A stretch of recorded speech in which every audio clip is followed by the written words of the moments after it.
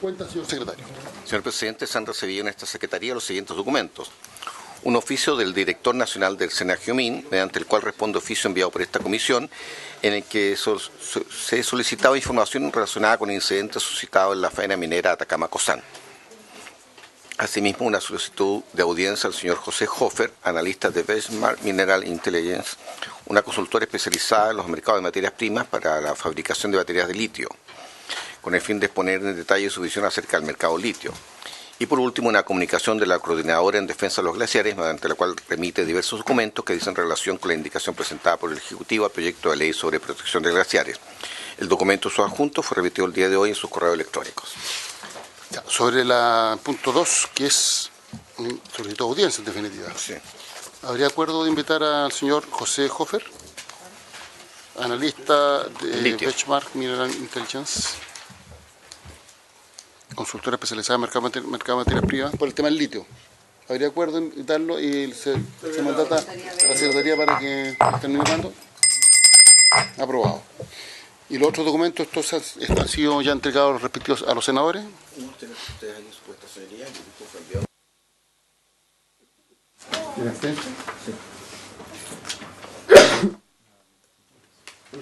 No, aquí están las carpetas. ¿Sí? Ambos documentos están en las carpetas. Bueno, se ha citado a esta sesión, el proyecto que está en tabla es el que establece un mecanismo de protección a los glaciares, boletín número 11.876-12. Están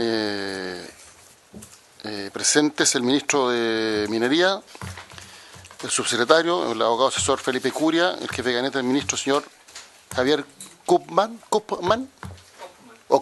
¿ah? Con doble O, pero ya, Kopman, el jefe de gabinete del subsecretario, señor Jaime Flores, y la asesora del ministro, señora Carmen Castañaza. ¿Cómo está? Con la cual hemos estado. Y están como representantes del Ministerio de Obras Públicas, el director general de Aguas, Oscar Cristi, y de la unidad de glaciología, los señores Alexis Segovia y Jorge Buenante. Bienvenidos. Entonces vamos a partir la sesión con una exposición del ministro para que dé a conocer el contenido de la indicación sustitutiva que se ha presentado por parte del gobierno para este proyecto. Gracias, señor presidente. Saludar a los señores senadores, senadoras. Agradecerle a esta comisión la disposición que ha tenido de formar un equipo técnico para poder estudiar que es un tema que a todos nos preocupa. La senadora Proboste tiene... No, un comentario, no hemos acordado. Lo que acaba de decir el ministro, que hemos acordado. Agradece a esta comisión haber acordado la formación de un equipo técnico, no fue un acuerdo a la comisión. Puede continuar con su intervención, ministro. Presidente, y yo creo que las personas que han participado en ese grupo técnico son personas conocidas de primer nivel, con conocimiento y con trayectoria en el tema de glaciares, que es un tema sensible y que es un tema en donde no hay mucha gente que tenga experiencia. En segundo lugar, decir que la indicación que ha presentado el Ejecutivo se hace sobre la base de ese trabajo que hicieron los técnicos que entiendo están exministros, glaciólogos, profesores de la Universidad de Chile y otras personas más, ¿no? Lo que hemos pretendido en las distintas áreas, en primer lugar en el tema de las definiciones, presidente, es tratar de converger en definiciones que sean más acordes con las definiciones de glaciares que se usan con criterios como el de UNESCO o como el panel internacional de cambio climático, y de proteger, en este caso, todos los glaciares, tanto los descubiertos, los cubiertos y los rocosos. Quiero pedirles que el criterio con que se ha hecho esta indicación es sobre la base de la importancia que tienen los glaciares como reserva de recursos hídricos que contribuyen a las cuencas hidrográficas. Y además de eso, los criterios que se han utilizado se han hecho sobre la base de las consultas y los informes técnicos que tiene la Dirección General de Agua del número de glaciares y de la realidad nacional en esta materia. Yo quisiera pedirles si la exposición que tenemos hecha pudiera intervenir también el señor subsecretario. Tiene la palabra, señor subsecretario. Gracias, presidente. Vamos a analizar, en primer lugar, el rol que cumplió las propuestas del comité técnico que mencionó el ministro, para luego ver cómo entender esas propuestas a la luz de las distintas aproximaciones de política pública que han tenido distintos países en materia de glaciares, para finalmente cómo quedaron recogidas dichas conclusiones en las indicaciones del Ejecutivo. También, en paralelo, vamos a ir analizando el resto de las indicaciones presentadas, en el sentido de que entendemos que, sin perjuicio de que hay diferencias respecto a lo que son las prohibiciones, hay muchos otros temas que hay bastante convergencia, creemos nosotros, con las indicaciones especialmente de la senadora Proboste, especialmente respecto a las definiciones y también respecto a los efectos de la ley. Un análisis de lo que ha ocurrido hasta este momento, ¿no es cierto? Tenemos 5 mociones parlamentarias y un mensaje del Ejecutivo. Efectivamente, como decía la senadora, si bien no hubo un acuerdo de la Comisión para generar un comité técnico, sí, como insumo para las indicaciones parlamentarias, ¿no es cierto? De alguna manera se dijo, ok, bueno, que se genere, ¿no es cierto?, un comité técnico que sirva justamente como insumo técnico para la presentación de las indicaciones por parte de los distintos parlamentarios. Y es así que este comité técnico se reunió los días 23, 29 de agosto y 5 de septiembre y estuvo conformado por el ex ministro de Medio Ambiente, Pablo Badenier, por el ex director de la DGA, Carlos Esteves, por el vicedecano de la Facultad de Ingeniería de la Universidad de Chile, James McPhee, por el presidente de la Comisión de Glaciares del Instituto de Ingenieros de Chile, Jaime Llanes, por asesores de los parlamentarios y también con la presencia de la Dirección General de Agua, especialmente a través del jefe de la Unidad de Glaciología y Nieve de la Dirección General de Aguas. Y los 3 grandes temas que se discutieron en este comité fue 1, el objeto protegido, 2, la estructura de protección y 3, el soporte institucional para esa estructura de protección. Uno de los primeros temas que se analizaron en el comité tiene que ver con el artículo 1 y también con lo que de alguna manera mandata los distintos instrumentos que se incorporen en este proyecto de ley.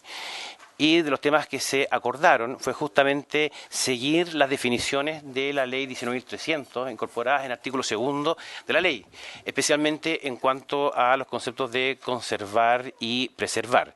Lo que está en cursiva son textos del acuerdo del comité técnico, en que de alguna manera se establece, ¿no es cierto?, lo importante que es justamente recoger estos conceptos que ya vienen de la ley, entendiendo que la ley además es una ley de base general del medio ambiente, por lo tanto no solamente tiene que ver con esa ley específica, sino que también a través de ese catálogo de definiciones que está en el artículo 2 de la ley, como también se regula desde el punto de vista sectorial y aquí específicamente en los temas de agua. Y respecto al bien jurídico protegido, si uno analiza las distintas indicaciones, la del boletín y las previas, siempre de alguna manera, si hay un tema central en el bien jurídico protegido, es justamente la contribución hídrica. Y ahí lo que acordó el comité es decir, claro, no solamente es la provisión hídrica actual, sino que también es la futura o potencial contribución hídrica y también el rol regulador del recurso hídrico. Por lo tanto, se definió, y las 2 alternativas eran o se protegen los glaciares per se o se protege esta función o este servicio ecosistémico. Y finalmente el acuerdo que se determinó en este comité fue que se protegían los glaciares, pero en función de este servicio ecosistémico. Y el tema desde el punto de vista de coherencia legislativa no es menor, porque uno fijando cuál es el objeto de protección, obviamente los instrumentos que incorpora la ley tienen que apuntar justamente a ese objeto de protección, entendiendo que eventualmente pueden haber otros objetos accesorios, pero que de alguna manera a través del articulado de la ley es imposible de alguna manera proteger.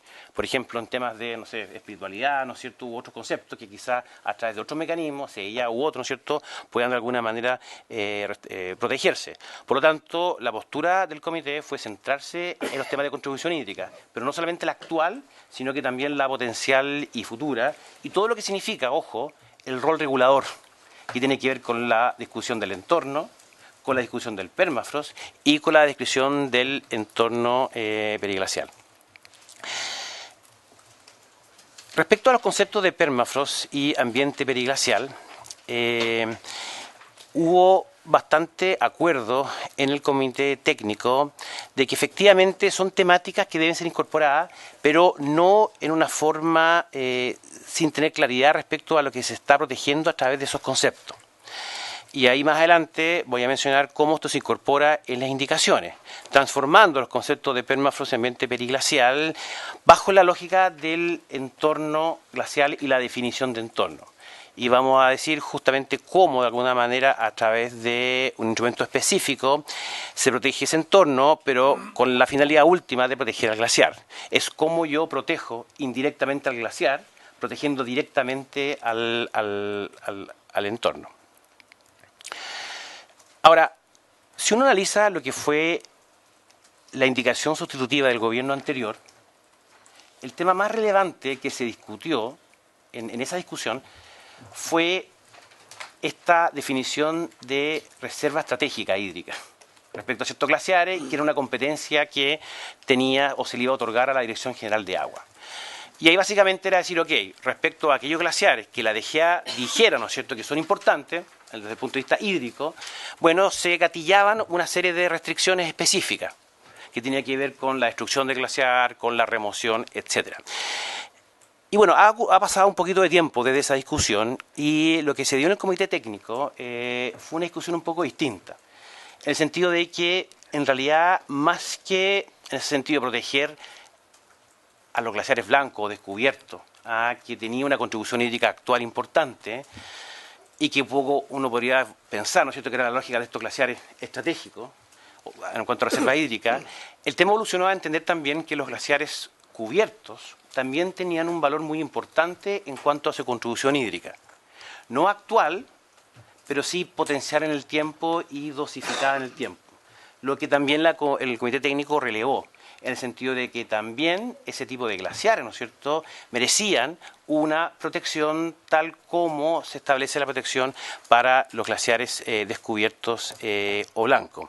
Y ahí está justamente el consenso que se llegó.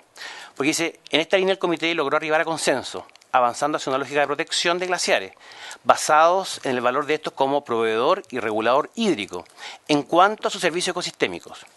Ninguno, lo pongo en negrita, de los participantes defendió la idea de no legislar. En este orden de ideas se plantean inquietudes acerca de la posibilidad de generar criterios de relevancia en cuanto al aporte hídrico de un glaciar. Ese criterio de relevancia era justamente lo que se quería hacer con la indicación sustitutiva del gobierno anterior. O sea, la DGA, usted DGA diga cuándo es relevante o no relevante este glaciar. Pero lo que se acordó en el comité es que esto parece bastante complejo. Así como se discutió sobre la conveniencia de diferenciar entre glaciares descubiertos y cubiertos. Y es por eso que si ustedes fijan en las indicaciones que presentó el Ejecutivo, hay una sola definición de glaciar, que incluye tanto a los descubiertos como a los cubiertos. Y si uno se va al inventario, y ahí me corrige Oscar si estoy mal, esa diferenciación en el inventario no existe entre descubiertos y cubiertos, porque a ambos se le asigna un valor per se. ¿Ya? Sí hay una diferencia respecto a los glaciares rocosos. ¿Por qué? Porque los segundos, o sea, los cubiertos, puede que tengan un importante rol en la cuenca respectiva por el aporte hídrico que estos dan en el tiempo y dosificado. Otro tema que se habló es justamente el contexto dinámico de lo que significa el tratamiento de los glaciares, en la lógica de cuál es el resorte de una ley versus cuál es el resorte de un servicio público como la Dirección General de Agua, en cuanto a un tema que efectivamente es cambiante, es dinámico, se va modificando especialmente por los efectos del cambio climático, y que tanta flexibilidad se puede dar a este servicio público respecto, especialmente a nivel de inventario, para justamente ir generando, como consecuencia del inventario, protecciones establecidas en la ley. Y es así que este comité técnico acordó proponer la siguiente estructura de protección. En primer lugar, una prohibición general de desarrollar proyectos o actividades económicas que puedan afectar glaciares en parques nacionales. Esto efectivamente es un aumento del estándar actual, porque actualmente, y de acuerdo a la jurisprudencia y la ley, en la medida que no se afecte el objeto de protección establecido en la declaratoria del Parque Nacional, de acuerdo a CIA, artículo 10, letra P, ¿no es cierto? Bueno, tienen que ingresar al sistema de evaluación de impacto ambiental. Aquí eso evidentemente se supera y en el caso de los parques nacionales, ¿no es cierto?, no se permiten esta actividad económica en la medida que afecten glaciares en parques nacionales. Entonces es el primer grado de protección mayor. El segundo grado de protección tiene que ver, y esto también recogiendo a lo que era el efecto de los glaciares declarados como estratégicos en la indicación sustitutiva del gobierno anterior. Está la prohibición general respecto a parques nacionales y una prohibición específica respecto a ciertas acciones que se prohíben respecto no solamente a los glaciares descubiertos, sino que también respecto a los glaciares cubiertos. Y tiene que ver con la remoción, con el traslado y también con la utilización de los glaciares como depósito de descarte para escombros. Sin perjuicio de eso, también se requiere un permiso ambiental sectorial específico de la Dirección General de Agua que apunta justamente al bien jurídico protegido, que es la contribución hídrica. Y en tercer lugar, como un tercer nivel de protección, y lo que acabo de mencionar, evidentemente, es una gran mejora del estándar actual respecto al sistema de evaluación de impacto ambiental. ¿Por qué? Porque el sistema de evaluación de impacto ambiental, en principio, ¿no es cierto?, y a través de medidas de compensación, podría, ¿no es cierto?, autorizar, y de hecho lo ha hecho, ¿no es cierto?, intervenciones a glaciares. Entonces, ¿qué hace esta protección respecto al 98,5% de la superficie de los glaciares, que son los glaciares descubiertos y los cubiertos? Impide intervenirlos directamente a través de estas tres acciones. Y un tercer nivel que tiene que ver con los glaciares rocosos, en que se exige, para resguardar la contribución hídrica, este permiso ambiental sectorial específico de la Dirección General de Agua. Y a continuación transcribo lo que señaló el comité respecto a la razón de esta diferenciación entre el 98,5 descubiertos y cubiertos y el 1,5 rocosos. La razón por la cual, a nivel de superficie, estos glaciares se diferencian de los descubiertos y cubiertos estriba en que no es posible homologar su relevancia hídrica a priori a partir del inventario público de glaciares, ya que no existe información técnica que permita establecer su contenido de hielo y cubierta detrítica, de modo que no es posible uniformar un criterio, por lo que esa evaluación necesariamente debe ser caso a caso. Y respecto al permafrost, ambiente periglacial y entorno, aquí básicamente tiene que ver con lo que técnicamente, desde el punto de vista de derecho ambiental, se denomina áreas buffer. O sea, yo tengo un bien que quiero proteger, por ejemplo, un parque nacional, un glaciar, y tengo que mirar que justamente fuera de los límites de ese parque nacional o de ese glaciar exista algo que también se denomina área de amortiguación. O sea, algo que si yo afecto a esa área de amortiguación, si yo afecto a esa área buffer, indirectamente podría estar afectando a ese parque nacional o a ese glaciar. Y ahí básicamente se analizó en la discusión dos posibles criterios. Un criterio establecido como una distancia objetiva o un segundo criterio que es analizar fija, ¿no es cierto?, que es analizar técnicamente en relación a un caso específico, que son los impactos puntuales de un proyecto con sus características especiales, cuál indirectamente podría ser el impacto de ese proyecto en esa área de amortiguación o buffer respecto a lo que se quiere proteger, que es el glaciar y su contribución hídrica.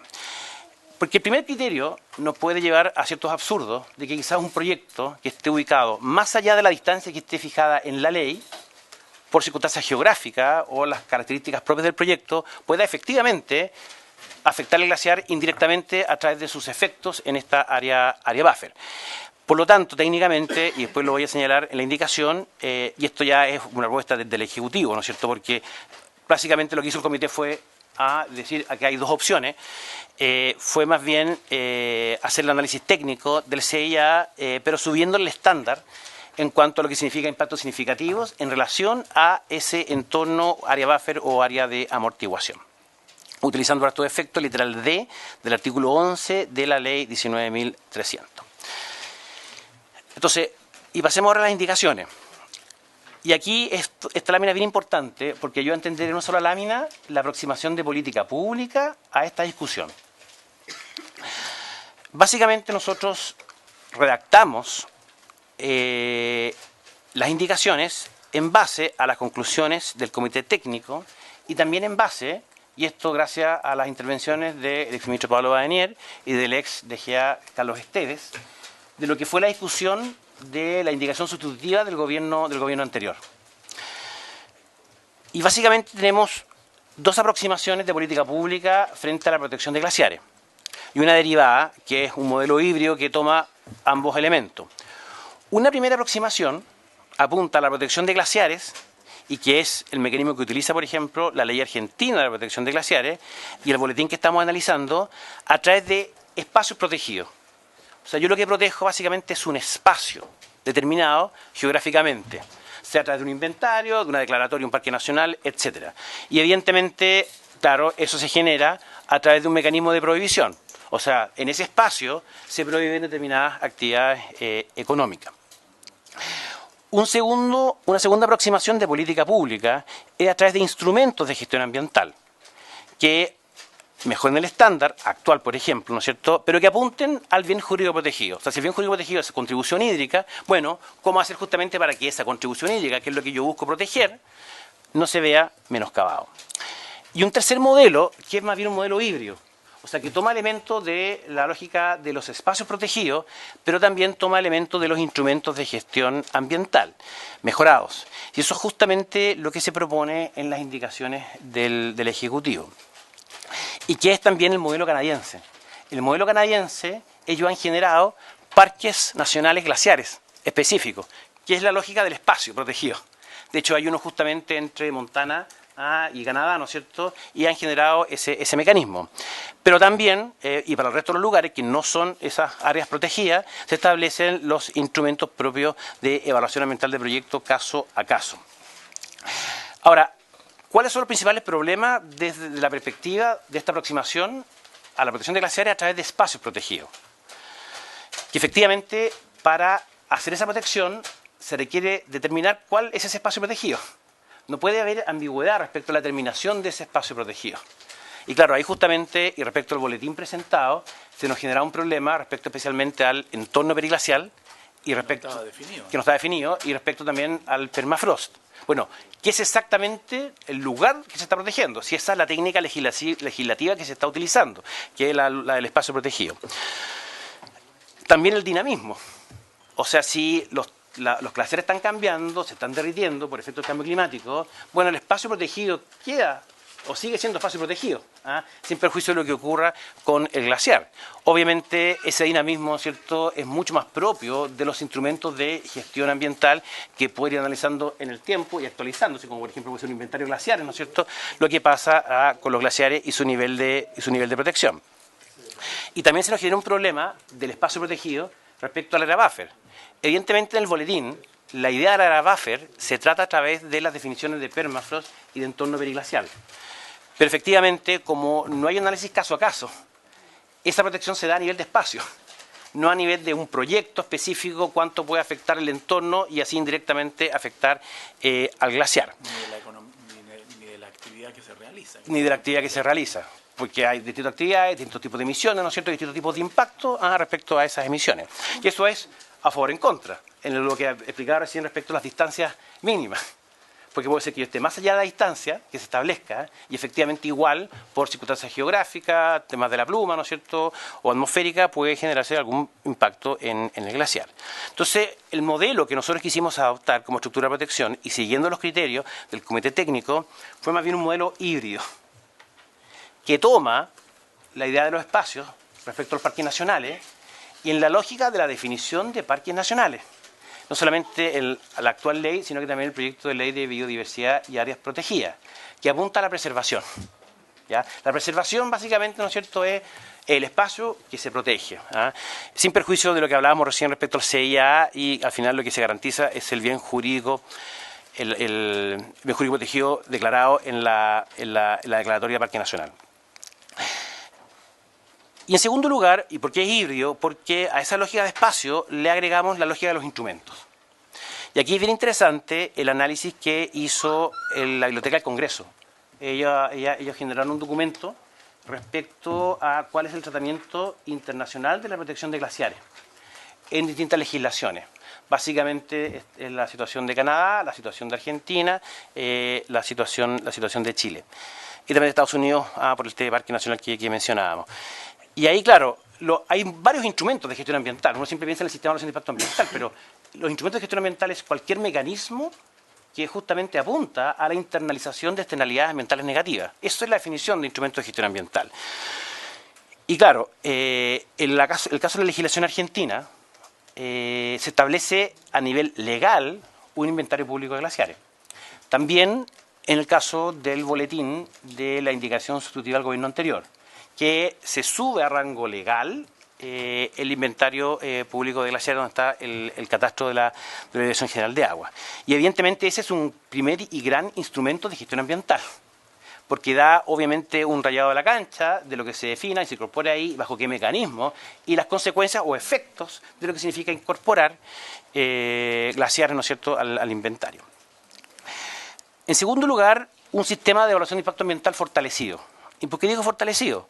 Justamente porque es un CIA que se acota solamente en medidas de mitigación, porque no permite intervenir glaciares. Y eso es lo que se denomina las medidas de compensación ambiental. Que una medida de compensación, cuando yo tengo un efecto negativo, en vez de mitigar ese efecto negativo, yo lo reemplazo por un efecto positivo. Y que de acuerdo a la ley y al reglamento del CIA tiene que ser equivalente el efecto positivo respecto al efecto negativo. El caso más típico, si hay una cortada de árboles, ¿no es cierto?, en vez de plantar árboles en el mismo lugar, yo planto árboles en un lugar distinto.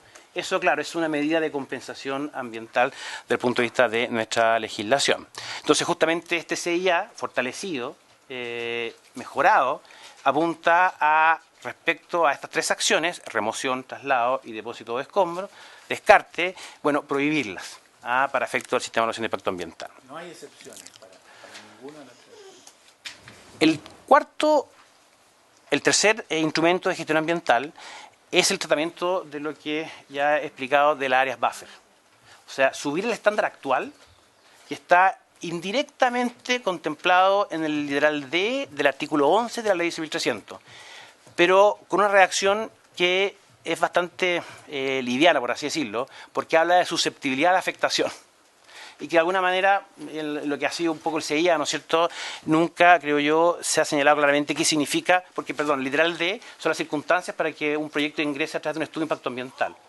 O sea, si se cumple la circunstancia literal D, es un efecto significativo, eso significa entrar a través de un estudio de impacto ambiental. ¿Qué dice el literal D? Dice, respecto al proyecto, localización en o próximo a áreas protegidas y glaciares.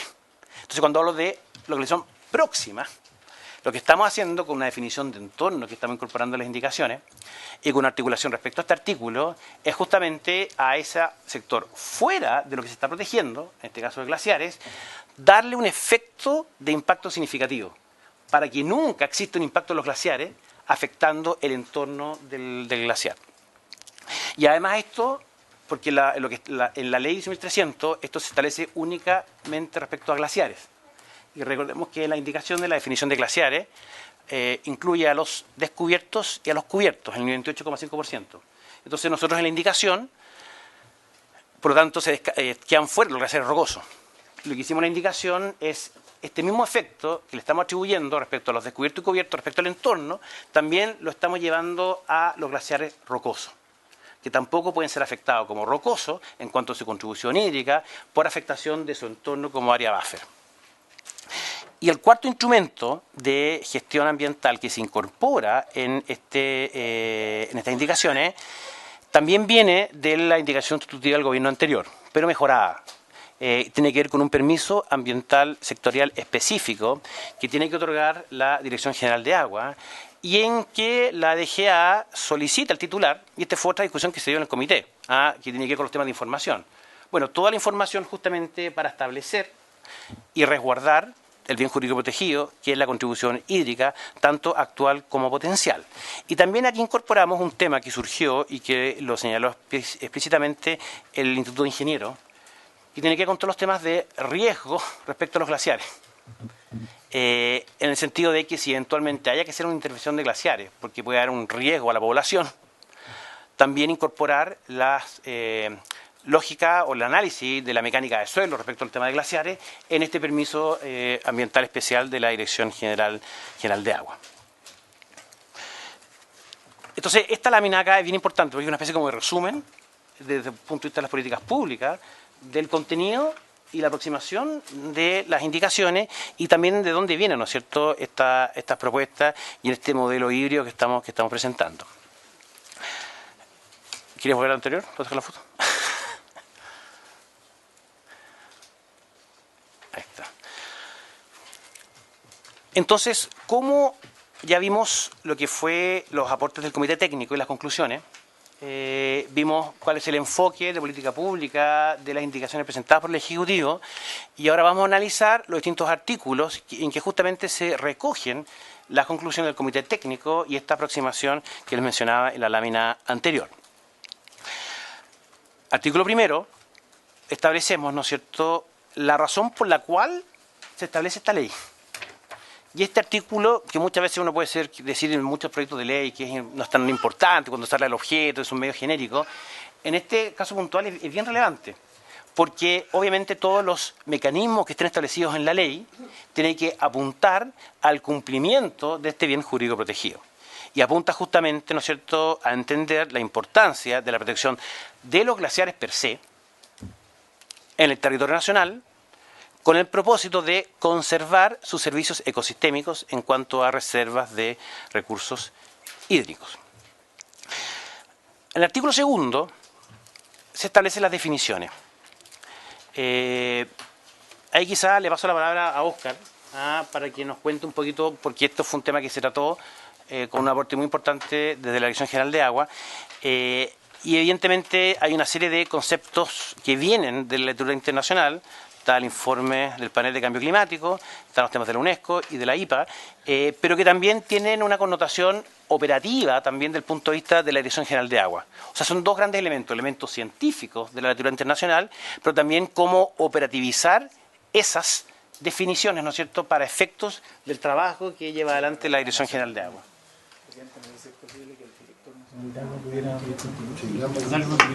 Damos la palabra al director nacional de Aguas. Gracias, presidente. Efectivamente, toda definición de glaciar no está exenta de una amplia discusión. No estamos hablando de una ciencia exacta aquí, sino que verdaderamente el aprendizaje que hemos tenido todos en este trabajo es que hay distintas definiciones y lo que se ha optado es por las definiciones que mayoritariamente se aceptan en el mundo científico, y ese trabajo lo ha liderado Gino Casasa, nuestro director de la Unidad de Glaciología, con el trabajo de dos glaciólogos que me acompañan hoy día, que es Jorge Buenante y Alexis Solís. Y entonces aquí básicamente se hace un primer planteamiento de que un glaciar es una masa de hielo, como bien dice aquí, con una serie de características. Una de ellas es que lo hemos podido observar al menos durante 15 años, para distinguirlo de lo que puede ser un mero acumulación de nieve en un momento del tiempo como consecuencia del clima. Y luego se distingue en ese glaciar entre cubierto y descubierto en función de la cobertura detrítica que ese glaciar tenga. Estas definiciones, además de ser aceptadas en general por el mundo científico, también tienen que ver con nuestras capacidades actuales de identificar glaciares, nuestra capacidad de inventariarlos básicamente. El inventario de glaciares nosotros lo hacemos en base a imágenes satelitales. también a algunas visitas en terreno, y de esa manera nosotros hemos podido llegar a inventariar 24.000 glaciares. Ese inventario data del año 2014, fue publicado en 2014, pero con imágenes del 2002. Hoy estamos terminando un nuevo inventario que vamos a publicar a fin de año con imágenes actualizadas del 2016 al 2019. Y es importante dar algunos números que pueden ilustrar la dinámica de los glaciares y la importancia del inventario mantenerlo actualizado. Esta información que aún no publicamos, pero una de las cosas que estamos encontrando, por ejemplo, es que al comparar un inventario con otro, más de 200 glaciares han dejado de existir. Glaciares que en el 2014, en el 2002 sí teníamos imágenes. Al revisar esas imágenes ya no encontramos masas de hielo. Donde no hay actividad del ser humano. Donde no hay actividad, la mayor parte. Es básicamente eso. Entonces, la importancia de reconocer que es algo dinámico y que se distingue. Y en segundo lugar, aquí se plantea una distinción de lo que es glaciar, cubierto, descubierto, respecto a otro tipo de glaciar que es el glaciar rocoso. Para efectos de la ley, aquí lo que estamos planteando es que no es que un glaciar cubierto o descubierto en algún momento pase a ser rocoso por el mero hecho de estar cubierto. Es una precisión que es bien importante, porque uno podría pensar que tal vez un glaciar en algún momento alcanza una cobertura tal que le hace convertirse en rocoso. No, lo que estamos planteando aquí en la ley es que el glaciar rocoso requiere otras características. Requiere una conformación geológica distinta a lo que es un glaciar, puramente hablando. Y eso es lo que se recoge en esta definición. Por eso se habla de masa, de fragmentos, bloques de roca, material fino que yace una pendiente. ¿Cómo puede pasar un glaciar de lo que está definido en el número 1 a rocoso? Tendrían que pasar varias cosas. Tendría que cambiar su estructura geológica, hecho que hemos detectado que ocurre, pero puede demorar varios años, puede incluso demorar un siglo en pasar un glaciar cubierto, descubierto a rocoso, porque el mismo movimiento del glaciar va cambiando su estructura, y aquí, si tenemos tiempo más adelante, incluso trae la gente de glaciología algunas imágenes para ilustrar cómo esto se puede identificar, cómo es el paso de un glaciar a un glaciar rocoso. Pero básicamente lo que estamos señalando es que el glaciar rocoso es otro tipo de estructura y que tiene sus propias características. Y finalmente estamos hablando del entorno glaciar como el área próxima a los glaciares que posibilita la mantención de los servicios que posee el glaciar, principalmente la provisión de los recursos hídricos. Por tanto, hay un área importante que permite que ese glaciar pueda hacer la contribución hídrica a las fuentes tanto de ríos superficiales como también de acuíferos que se nutren con los glaciares. Eso sería básicamente.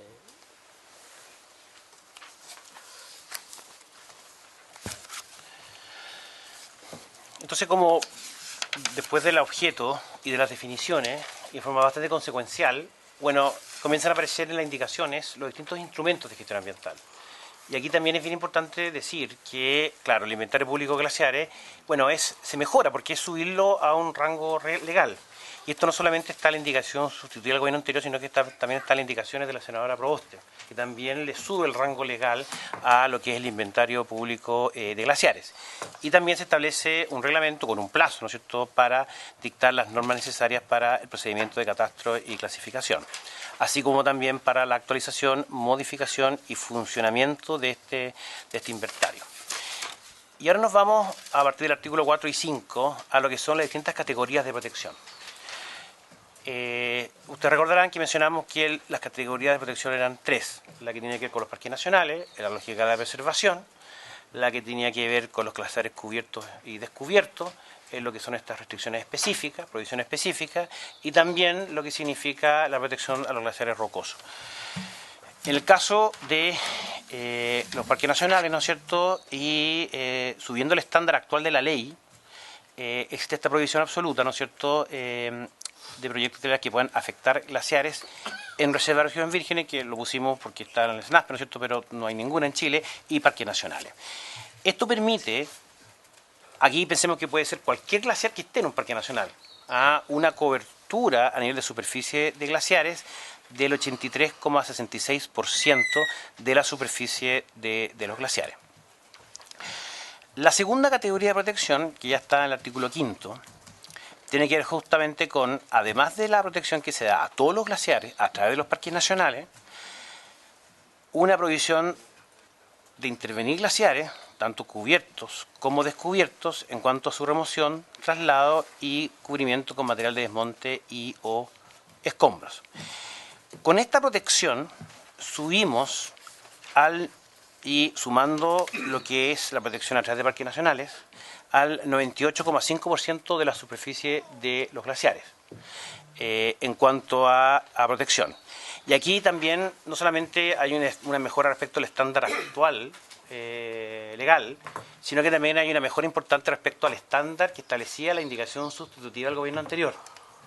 Porque ustedes recordarán, esa indicación sustitutiva le daba este efecto solamente a aquellos que fueron declarados como reserva estratégica por parte de la Dirección General de Agua. Lo que hace esta indicación es todos, tanto los descubiertos como los cubiertos, se prohíbe ese tipo de intervenciones directas. Y esto permite justamente alcanzar este 98,5% de protección de la superficie de los glaciares. Y ahí, claro, en amarillo queda, ¿no es cierto?, lo que son el 1,5%, que muchas veces puede ser muy valioso también, que es el caso de los glaciares rocosos y que, tal como lo ha explicado el director general de Agua, tiene una estructura, ¿no es cierto?, una naturaleza diferente, y también el comentario que hice al principio respecto al comité técnico. Y en este caso, y para resguardar el bien jurídico protegido del artículo 1, ¿no es cierto?, existe este permiso especial de la Dirección General de Agua que justamente apunta a este bien jurídico protegido, que es la contribución hídrica. Y con esto, claro, llegamos al 100% de los glaciares. Y respecto a este permiso ambiental sectorial, este requisito, que ya también es un instrumento propio de gestión ambiental e hídrico, están una suerte como de sistematización de la labor que la DGA hace en lo que es la evaluación ambiental, pero con algunas novedades. ¿Por qué? Porque se incorpora los temas de estabilidad mecánica, por los temas que nos mencionó el ingeniero en el comité técnico, en cuanto a estabilidad mecánica, y también todo lo que significa poder hacer un muy buen análisis para que ese bien jurídico protegido no se vea menoscabado. En cuanto a la descripción de la obra de actividad, la ubicación, identificación y las características del glaciar, el análisis técnico del efecto esperado en el glaciar, la estimación de los caudales aportados y la descripción de las medidas. Y también es interesante que se agrega un mecanismo que utiliza la DGA, pero que entiendo, director, hasta el momento no se había utilizado en estos casos. Que son los planes de alerta temprana. Que son los planes de alerta temprano. Que de alguna manera es frente a distintos escenarios y dado el tema dinámico que tienen los glaciares producto del cambio climático, frente a, y ya habiendo una evaluación ambiental, si hay cambios respecto a ese glaciar, pueden aumentarse las medidas que tienen establecido respecto a distintos escenarios que tienen establecidos en estos planes de alerta temprana. Y respecto a las sanciones, aquí también hay bastante coincidencia con las indicaciones de la señora Proboste en cuanto a los montos. Nosotros básicamente lo que hicimos fue utilizar los mecanismos propios de la Dirección General de Agua y hacer un reenvío específicamente a la posibilidad, ¿no es cierto?, de llegar a los mismos montos. Pero sí pusimos, sin perjuicio de las competencias de la Superintendencia del Medio Ambiente. ¿Por qué? Porque, y aquí es bien importante entenderlo bien, si hay una transgresión a esta ley, ese tema los toma la Dirección General de Agua. Si hay una transgresión, por ejemplo, una resolución de calificación ambiental, esos temas los tiene que tomar la Superintendencia del Medio Ambiente. Y ahí efectivamente pueden haber situaciones bien complejas, porque las sanciones ahí no solamente pueden haber multas de hasta 10.000 UTAs, 10 millones de dólares, sino que también, y esto también estaba mencionado en la indicación de la señora Proboste, pero bajo la lógica distinta, no propio de la SMA, de lo que puede ser la revocación del permiso ambiental y la clausura. Y fue justamente lo que hizo la superintendencia con el proyecto Pascualama. Y el artículo 8, por ahí ha sido un poquito criticado, ¿no es cierto?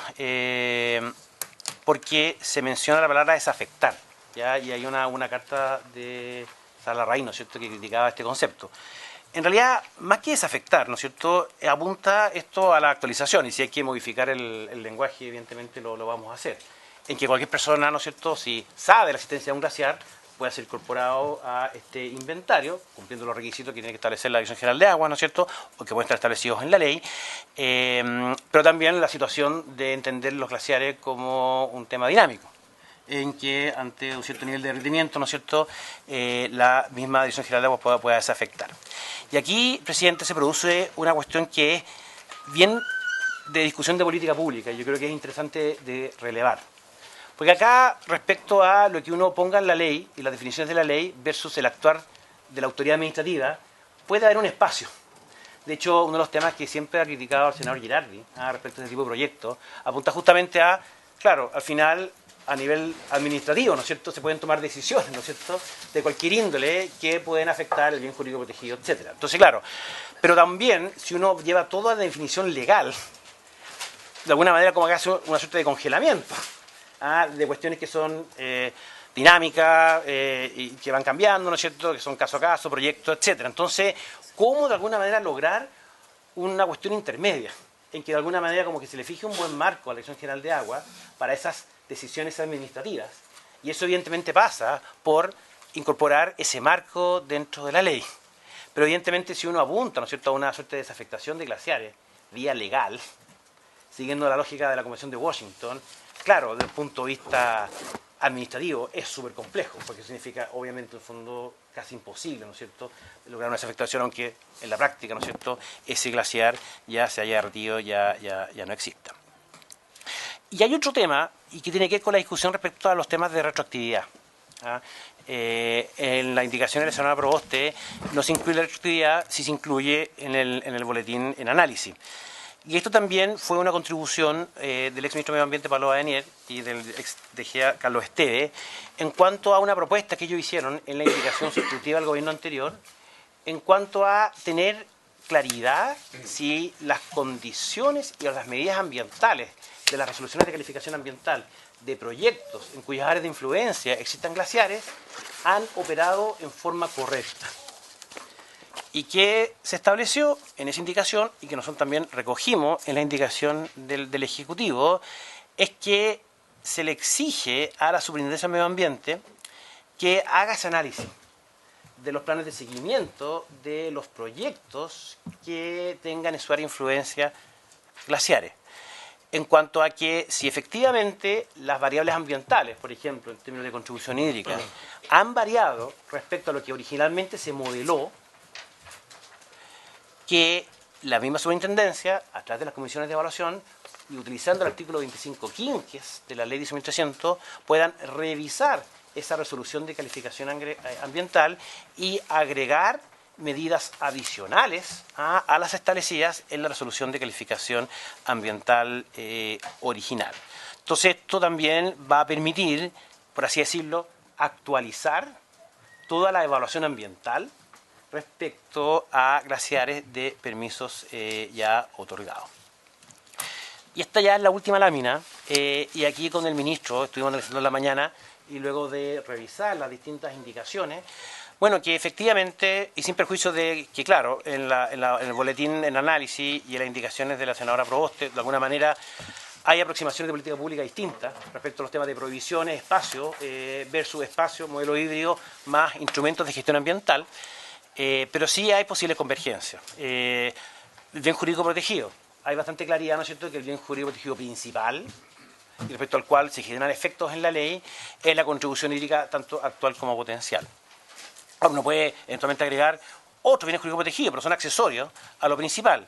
Y también el problema, en el fondo, es que no van a existir instrumentos desde la lógica de la GA, que apunta justamente a la contribución hídrica, para hacerse cargo de otros bienes jurídicos protegidos. En cuanto a las definiciones, claro, las del boletín en análisis básicamente son transcripciones de las definiciones de la ley argentina, pero la senadora Proboste, las definiciones que ella incorporó son bastante técnicas y bastante mejores que las establecidas en la moción en análisis. Sin perjuicio de eso, nosotros, el análisis nuestro fue, muchos de los elementos están repetidos, pero justamente nosotros quisimos darle una simplificación, una sola definición de glaciar, cubierto-descubierto y luego rocoso, y al mismo tiempo también darle una bajada operativa para la EGA y en virtud de su inventario a público glaciar. Pero ahí evidentemente también hay convergencia y también convergencia con las indicaciones presentadas por los senadores Sandoval y Provenza. Luego también, y aunque suene bien increíble, porque como que esto ha sido como el gran tema polémico de esta moción, yo creo que también puede haber una convergencia entre todo el tema del análisis del permafrost, del ambiente periglacial, y lo que nosotros estamos proponiendo como entorno glacial.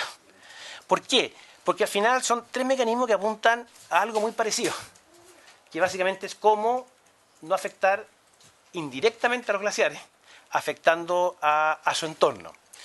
Y claro, al final, ¿qué es lo que hay detrás, ¿no es cierto?, del ambiente periglacial? Bueno, hay una lógica de entorno, que a través de ciertas condiciones permite, ¿no es cierto?, que ese glaciar, ¿no es cierto?, permanezca en mejores condiciones. Pero claro, ahí no se nos genera un problema si la aproximación al permafrost o al ambiente periglacial es a través de los espacios protegidos, más que de los instrumentos de gestión. Y un poco la postura nuestra es más bien a través de los instrumentos de gestión, en que el análisis tiene que ser caso a caso, abandonando una tesis que siempre se había dicho, ¿no es cierto?, que casi por un tema casi como de certidumbre jurídica, era mejor establecer una distancia. Y ahí un poco el aporte del comité técnico fue justamente saber que hay dos posiciones, pero una de las posiciones es justamente hacer un análisis técnico caso a caso para que no exista esa afectación a través de esa área buffer o de amortiguamiento. Yo creo, presidente, que esa es una explicación que por lo menos en mi caso me terminó convenciendo. Yo creo que fijar distancia o fijar hechos que en la práctica no producen la defensa de los glaciares pueden ser a lo mejor llamativas desde el punto de vista de quien las ve, pero lo que nosotros queremos es proteger de verdad los glaciares, y eso significa, más que poner una distancia, establecer parámetros que se refieran justamente al resultado de la actividad que se haga. Puede haber una actividad que esté más cerca y que no le produzca daño al glaciar, y puede haber una que esté mucho más lejos, saltándose una disposición legal que establezca un área buffer determinada, pero que le produzca más daño al glaciar. Y por eso queremos que en la indicación tomamos esa posición, que es además producto de un planteamiento del Instituto de Ingenieros.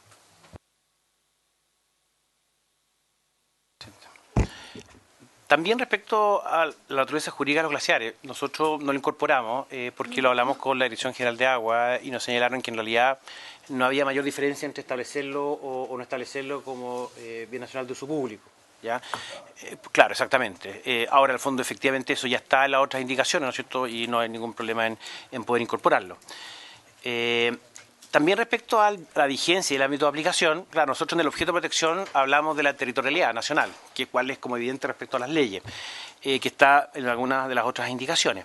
Y también respecto a la vigencia, también hay coincidencia entre el Ejecutivo y la senadora Proboste de entender este proyecto de ley hacia futuro, no en forma retroactiva, sin perjuicio del mecanismo que establecimos, utilizando el artículo 25 quinque, para hacer una revisión de lo ya aprobado ambientalmente, si han variado las variables ambientales de acuerdo a lo que se pensó que iba a ser esa variación o no, e incorporar medidas adicionales a través de la revisión de las resoluciones de calificación ambiental, aumentando la exigencia de esos proyectos. Y también lo que mencionaba respecto a las sanciones. Y también, perdón, se me había olvidado, respecto al inventario del catastro de la DGA, también hay una coincidencia entre las indicaciones del Ejecutivo y de la senadora Proboste. Eso sería, presidente. Agradecemos la presentación del ministro y los demás representantes del Ejecutivo y le damos la palabra a los senadores sobre este punto. Senador García Huidobro. Muchas gracias, presidente. Creo que valorar el esfuerzo que se ha hecho no solamente por parte del Ejecutivo, sino también por esta comisión, nuestros asesores y también todos quienes colaboraron en la experiencia que tienen, fundamentalmente en la parte técnica y de gobierno, porque creo que este es un proyecto que tiene que aunar voluntades más que separarnos. En segundo lugar, yo quisiera hacer algunas consultas. A mí me ha correspondido, estuve hace pocos días atrás acompañando al presidente de la República y algunos senadores nuestros, senadoras y senadores nuestros, en la cumbre, la precumbre del cambio climático que vamos a tener en la COP25. Y sin duda estuvimos en dos áreas escuchando a personas realmente muy interesantes. Uno es respecto al cambio climático y lo otro respecto al tema de la protección de los océanos. Yo sé que no va directamente a esto, pero sin duda esto es una preocupación que hoy día tenemos todos quienes habitamos en este planeta y que en definitiva tiene que ser la legislación de cada uno de nuestros países justamente proteger de la mejor forma lo que es la posibilidad de vida a futuro. Yo quisiera preguntarle, a mí me impactó lo que está hablando nuestro director general de Agua, respecto a la diferencia de los 200 glaciales que han desaparecido del último inventario a la fecha. 200 que ya no existe, es decir...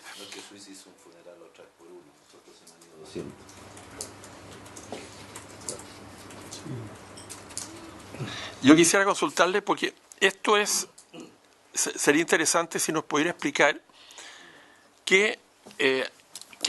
porque una cosa es los que han desaparecido y los otros que han en proceso de desaparición, y por lo tanto nos gustaría que nos pudiera informar un poco más de lo que va a transparentar a corto plazo. ¿Y cuál es la situación un poco que estamos viviendo respecto de la necesidad de preservarlos, pero también de ver de qué manera, respecto al cambio climático y el aumento de temperatura en nuestro país y en el mundo, esto está arriesgando ciertas zonas en que la requeremos para agua potable, para riego, para actividades que son fundamentales para el desarrollo del país? Me gustaría si nos pudiera ahondar un poco en eso. Gracias, presidente.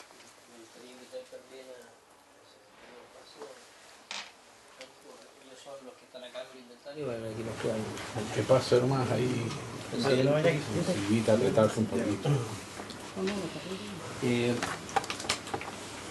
Por su intermedio, presidente. Sí. Nosotros estamos en el proceso de cierre del inventario, no lo hemos terminado. Por tanto, tenemos información preliminar. Esto va a estar ya definitivo y va a ser entregado en noviembre. Justamente queremos que sea un aporte a la COP25. Perfecto. Por tanto, los datos que estamos señalando son los datos que hemos ido obteniendo. De hecho, los 200 glaciares lo obtuvimos ayer, justamente como resultado del trabajo que estamos haciendo. O sea, es muy fresco. Unos números generales y después le voy a dejar la palabra a Jorge. El 2014, lo primero que quiero decir es que este inventario nos parece extraordinariamente importante, porque nos va señalando el impacto del cambio climático. No hay mejor huella del cambio de impacto climático que lo que está pasando con los glaciares, que van retrocediendo. Nosotros tenemos el caso del glaciar Olivares, en la región metropolitana, que ha ido retrocediendo 20 metros. ¿Te acuerdas qué cifra es más o menos? Pero ha ido retrocediendo sustancialmente durante los últimos años. El inventario del 2014 es en base a imágenes del 2002 y en promedio, y el inventario que vamos a publicar ahora es en base a imágenes tomadas entre el 2016 y el 2019. Nos parece una eficiencia tener que el largo periodo, 14 años, pero es lo que podemos hacer con los recursos que cuenta la DGA. El 2014 teníamos 24.114 glaciares, con una superficie de 23.641 kilómetros cuadrados. Las cifras que estamos obteniendo ahora nos hablan de 25.725 glaciares, o sea, hay un aumento de 1.611 glaciares. ¿Cómo se explica eso? principalmente glaciares que eran uno solo, que por efecto del cambio climático se separan. Así es. Por tanto, no es que tengamos una buena noticia que están surgiendo nuevos glaciares. Y en términos de kilómetros cuadrados, en 2014 teníamos 23.641 kilómetros cuadrados y hoy tenemos 21.747 kilómetros cuadrados, es decir, 1.894 kilómetros cuadrados menos de glaciares, un 8% de disminución, que da cuenta de qué está pasando en la masa de estos glaciares. Y dentro del grupo de glaciares, lo que señalaba, más o menos aproximadamente 200 glaciares, de los cuales nuestras imágenes cubren una hectárea, son las imágenes satelitales que manejamos, de una hectárea. Al revisar esas imágenes en el 2002, teníamos lugares donde aparecía nieve, glaciar, hielo, y hoy al ver esas imágenes no existe, o se ha reducido significativamente. Esos son los glaciares que han dejado de existir. Jorge, por favor, quería... Bueno, indicar que estas cifras son preliminares. El trabajo de la actualización del inventario de glaciares está probablemente cerca de un 95% de avance. Entonces, el área y el número de glaciares pudiese variar un poco de aquí a diciembre. También el número de glaciares que se están categorizando en este momento como extintos.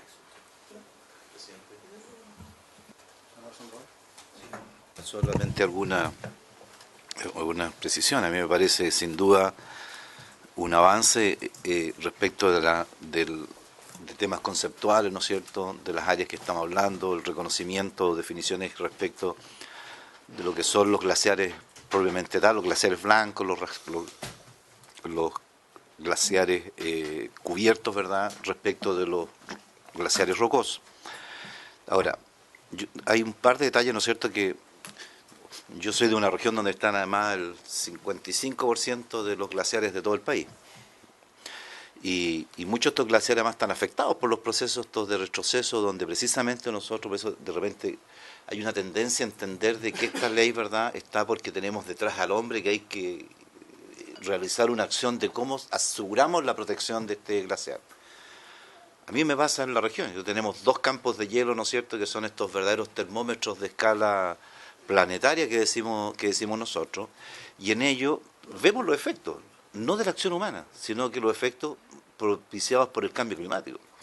Y tengo las 2 imágenes, por ejemplo, respecto del ventisquero súper conocido en Chile, el San Rafael, ¿verdad?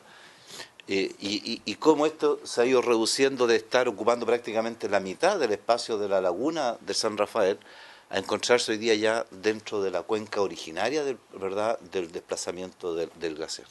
Estamos acá abajo, desde la mitad de la laguna, ya estamos metidos, ¿no es cierto?, en la cuenca originaria donde está hoy día la lengua del glaciar. He estado ahí varias veces en este glaciar, pero hay otro más dramático, porque en la laguna de San Rafael uno podría decir, bueno, aquí hay actividad humana, ¿verdad?, va permanentemente, los barcos entran y salen permanentemente del sector. Al sur del San Rafael, el ventisquero más grande del campo de los Norte es el San Quintín, que está acá. No hay nada, no hay nadie. Estaba ahí yo al frente de esta pared y los retrocesos también son súper evidentes. Entonces, a mí me queda solamente un tema de cómo compatibilizamos, ¿verdad?, esta situación de la reducción de los glaciares y lo que está aconteciendo por producto, consecuencia de este tema dramático, ¿no es cierto?, del cambio climático. Por otro lado, me queda una sola salvedad que habrá que analizarla, porque la propuesta que hace acá de modificaciones se hace parte respecto de la aplicación de esta ley en materia de protección en parques nacionales, ¿ya? En mi región tengo una serie de otros glaciares que no están en parques solamente, que están en reservas nacionales. Ya, un tema conceptual que yo creo que vamos a tener que, en la discusión, yo no sé si en esta comisión o en medio ambiente, donde entiendo que va a volver, ya, yo creo que es un tema que a nosotros nos interesa sobremanera en ampliar el área de protección de los glaciares. Es decir, debemos incorporar parques, reservas nacionales, áreas de monumentos naturales, y yo habría ido incluso quizá un poquito más allá, incluso glaciares que están en tierras fiscales hoy día. quiero resguardar, ¿no es cierto?, la protección de los glaciares en ese contexto, en la zona donde nosotros tenemos particularmente ese tema. Parques son los pocos que tenemos, ¿verdad?, que se crearon en esta última red de parques, algunos que de reserva que se transformaron en parques, como el Heinimeni o como el Cerro Castillo, pero tenemos otros que no están en esa condición de parque, ¿ya?, que necesitamos evidentemente avanzar en estas modificaciones que haya que incorporar, no sé si acá o en la comisión. Eso, y lo último, una sola observación respecto al tema de la revisión eventual, ¿verdad?, de los permisos, de las resoluciones de calificación ambiental, eventualmente cuando sean otorgadas actividades. Ustedes hablan de un plazo de que cada 2 años, ¿verdad?, habrá un proceso de revisión. Me parece súper relevante incorporar ese proceso de evaluación, porque a veces se otorga un permiso, ¿verdad?, y cambian las condiciones y habrá que, evidentemente, si eso hay impacto evidente sobre el glaciar, porque ahí creo, me parece una expresión interesante de protección respecto de ese particular igual. Gracias, presidente.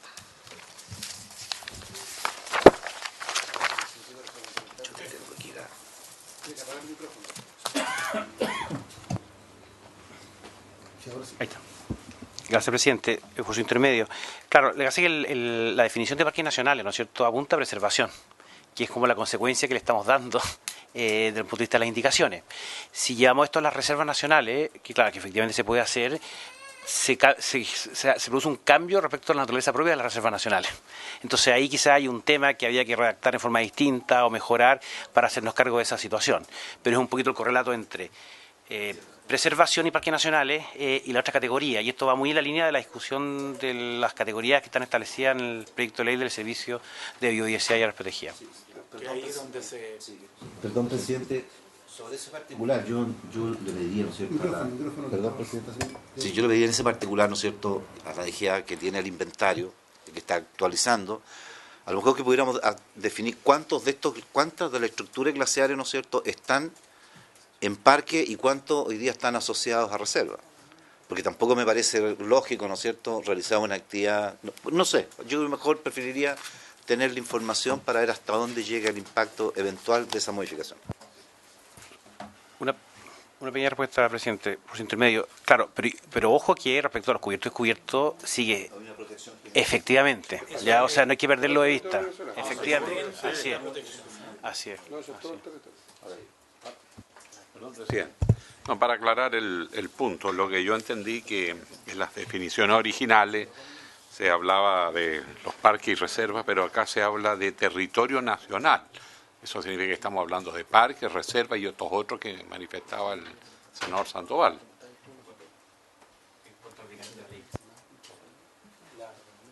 La vigencia y la aplicación de la ley. Ahí territorio nacional. ¿Qué tiene que ir al otro punto?